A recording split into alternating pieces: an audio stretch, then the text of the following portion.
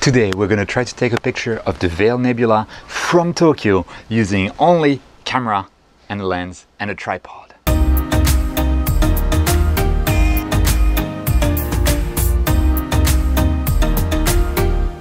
Hey guys, Quiv the Lazy Geek here, and today we're going to try something that will be very difficult. I'm not sure whether I'm going to succeed, but welcome to the journey. Journey before destination. Anyway, here's the equipment that we have. We have my Pentax K1 that has Astrotracer in it, and I think I can get, roughly speaking, 20-second exposures decently before the tracking goes wrong with my 200mm f4 lens from Ascar. So that's going to be quite a test, and you know, I'll tell you what I'm most afraid of is actually not being able to find a target in the sky, because with the light pollution there are so few stars visible that it's really hard to do star hopping and to find the target, because I've been so spoiled by automated telescopes and plate solving that going back to something like this is actually super hard for me. So we're going to see how it pans out. Now this is the camera that I'm going to use, and one thing of note is that I have put the Optolong L Extreme filter inside the filter drawer, or the filter threads that we have within the lens itself. So we'll see how well that works. In addition, there are two pieces of equipment that I'm going to use. I'm going to use an intervalometer, so I can actually program the camera to take exposures without me having to press the button each and every time. It is possible, but not ideal. And the second thing I'm going to use is a red dot finder, which I can put on the hot shoe itself. And so really the first step is to align this finder to the lens and the camera to make sure that we'll be able to find targets more easily once the night comes. Now in Tokyo it's very difficult to not be a peeping Tom, so I've tried to target a small hill that we have in the distance. And I'll keep it as short as possible. I have turned on my red dot finder and I've actually set it to green at the highest level, simply because it's still daytime and I want to be able to see what I can. And you know what, I was thinking about adjusting it, and to adjust it you need a hex wrench, and for me it will turn left and right here and turn up and down here. And the fun thing is, now I look at it, it's almost already aligned. And I didn't do any preparation or anything off camera for that, so it's actually slightly to the right. And here we are. I've now fully aligned the finder on the field of view of my camera, which means that tonight I'll be able to first point to a bright star like Vega, do my focusing. I still don't have a bad enough mask, so I'll have to do my best with just the live screen view, and then I can try and search for the Veil Nebula. Okay, so see you when it's dark.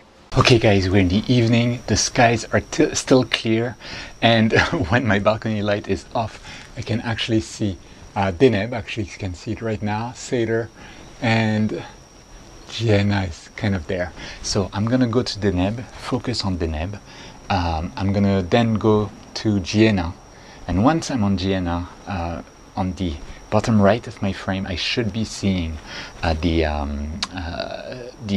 Veil Nebula. I don't know, I'll see this. It's a lot of unknowns, so I'll see. Maybe this will end in pain and me getting very frustrated, but let's try to see if we can actually find that nebula. Guys, you probably can't see me, but I did manage to get on that nebula. But the problem is, and I hadn't expected that, with the L Extreme filter I don't have any means of seeing where my target is to reframe periodically the target. I have to pump up the ISO to like 28,000 just to be able to see the target, but I don't want to do that for the serious imaging. So yeah, I did manage to center the nebula, and I did manage to take maybe 60 seconds total exposure. I'm still gonna stack those 3 frames, see what we get just for the fun of it, but I think I'm gonna go for a plan B, and we're gonna go to Seder or Deneb with the North American nebula, just to see what we can get, because then on the live screen and on each of the photos at ISO 800 I'll be able to actually see a reference point that I can recenter from time to time. I hadn't thought of that, but it's quite important for normal targets without a narrowband filter. I wouldn't have this problem, but I would need to be in not in Tokyo. So yeah, let me recenter to either Seder or Deneb, and we'll keep imaging and we'll see what the result is in the end. I'm done with the main light frames. So 15 seconds long in the end with an intervalometer. That's working here. Right now I'm taking my dark frames. And it was actually a very interesting experience for a lazy geek to have to be not lazy. I had every few minutes, couple of minutes, to recenter the target. And it's great because it does, actually it means I'm doing dithering, which is pretty good. So doing dithering, using the recentering basically, and that meant that, you know, I was able to just read a book for a few minutes, do my recentering, go back to reading, do my recentering, go back to reading. It was a lot of fun actually. I haven't done something like that for a while. It's quite refreshing, and I'm really looking forward to seeing what that gives us. So I have maybe like 30-40 minutes on Seder in narrowband. It shouldn't give a great result, especially here from Tokyo, but we'll see exactly what we get. And yeah, taking the dark frames right now. I'm gonna take a few flat frames as well later on. And yeah, let's see what we get. There's also a very important part of the process. It's getting bitten by mosquitoes. It's exceedingly important. If you don't get at least 3 mosquito bites, your session was not successful.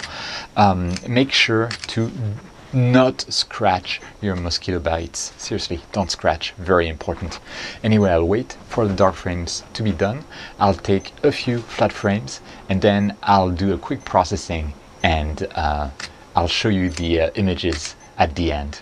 Okay, we're back inside, and I've stacked the 4 frames that I took of the Veil Nebula, which used to be my primary target for the night.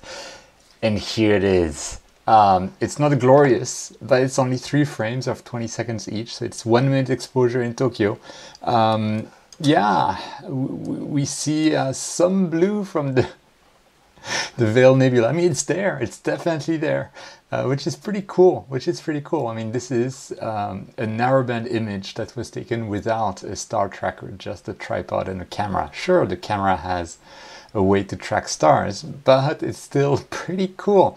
The stars have more, there's more tracking artifacts than I had yesterday with the same lens. I think it's down to the calibration of the camera itself for the Astrotracer, and I'll need to just be more careful next time. Now, this being done, I also just finished the weighted batch pre-processing for the Seder area. Let's see what this gives us. Okay, the rejection images. Yeah, we have field rotation, which is normal, since the tracker is just working within each exposure. And wow, there's a lot of wow. There's the Crescent Nebula. It's there. There's Seder.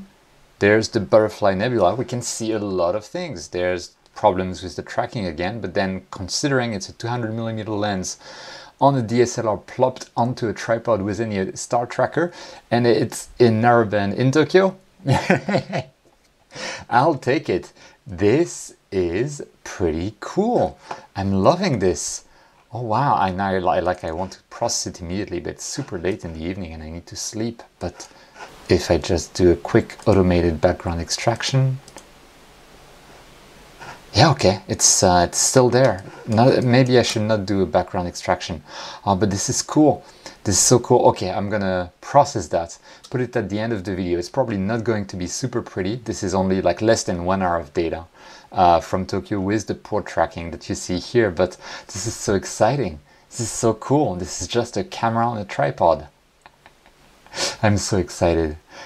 Anyway, I hope this was a fun evening for you guys as well. I had a lot of fun doing this kind of manual imaging with like minimal equipment, and this is really a rehearsal from where I go from when I'm planning to go to dark zones, and I think the rehearsal overall went pretty well. So with that, thank you so much for watching. If you are new to the channel, welcome to the channel. You can go below and click that subscribe button, that bell icon, if the videos about astrophotography that I'm making interest you. Otherwise, as always, thank you so much for your support, and a big shout out in particular to my YouTube members for the support. But this is so cool. Thank you so much. Whenever you can, don't forget to look up at the stars, and I'll see you next time.